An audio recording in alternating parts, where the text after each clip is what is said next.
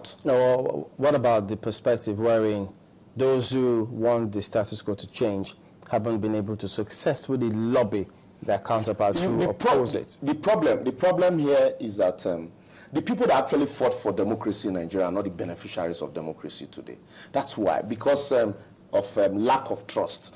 In 1999, because of Babangida's Maradonic style of politics, the people, the civil society that fought for democracy did not trust Abdul Salam to hand in over. Some of them were even in exile.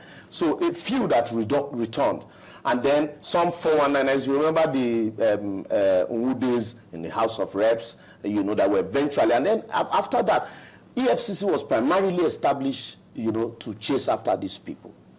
And so these people who did not know how democracy was fought for became beneficiaries of the system. And so what they found out was that it was easy to make money off the system. And so they would do anything to ensure that the status quo remained. And so you now find out that it's like people say, if you cannot beat them, you join them.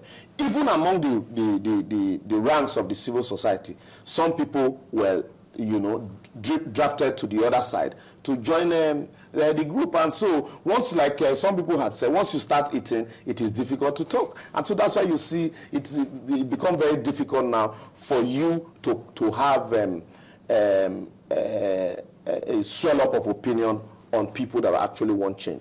And now, going back to the composition of the National Assembly, the composition, the people were selected by the same people that want the National Assembly? At the confab. Okay. So by the same people that wants to maintain the status quo. If I know that if Chamberlain gets there, he would not.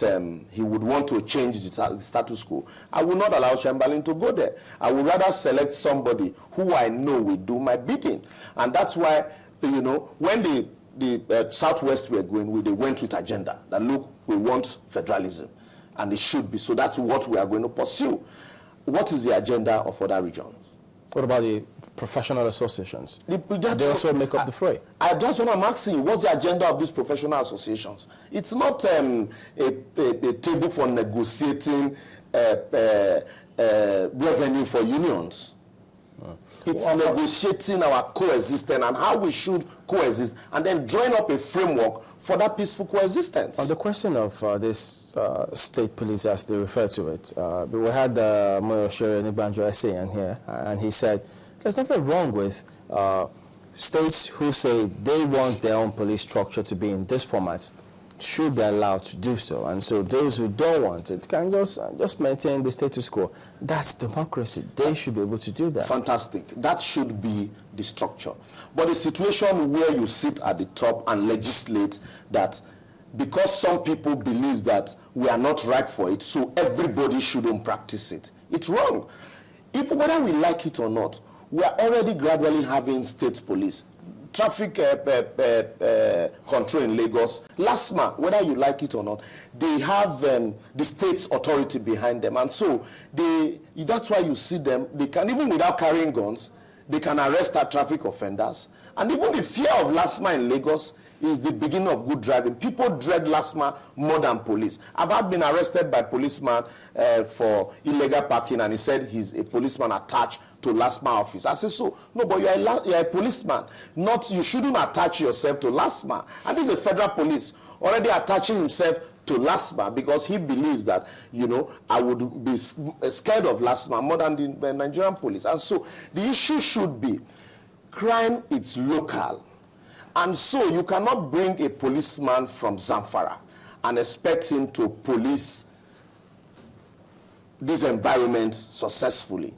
Probably that policeman had never been to Lagos all his life. Why won't he do it successfully if, for instance, now, if certain information were not restricted, if he has stayed here? The psychology, if he lives here, he grew up here, you will no longer be seeing him as somebody from Zamfara. You'll be seeing him as somebody from this environment. Also, that takes us to the issue of residency as against, indigenship.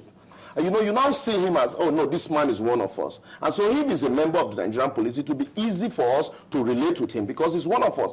But if he's coming from Zamfara, the psychology first and foremost is that he's a policeman. I don't even know him. I don't trust him. How would I want to trust him with information? But how are we going to deal with that schism that will exist between those policemen who, if we're to resort to having regional or is it police on the states, and then the ones that will be at the federal level, the question of jurisdiction, all of those things are very properly easy. It's specified. It's not rocket science. It's what had been practiced, you know, in other jurisdictions that is working perfectly. You have LASMA, you have Federal Road Safety. They work together. If you have state police, you have federal police. There are areas where your jurisdiction, if for example you are a state policeman, you cannot chase, you know, an armed robber into Ogun State, in Lagos State. So you would need to radio the police in Ogun State, or you radio the federal, we have federal highway patrols, you know, in this country. And so you should, we already had a model. We practiced this structure before. And so it's not something you just say, look, it will be difficult. There are defined areas. There are some crimes that you say, okay, this crime was committed, you know, on a federal ground, and so it should naturally be investigated by the federal police. But at the moment, they can't agree. It's difficult for them to agree because one sees himself as a superpower, and then in that same national conference. Yes, some people see themselves as the superpower, and so. So at the end of the day, what will happen there? Because at the end of the day, what will happen?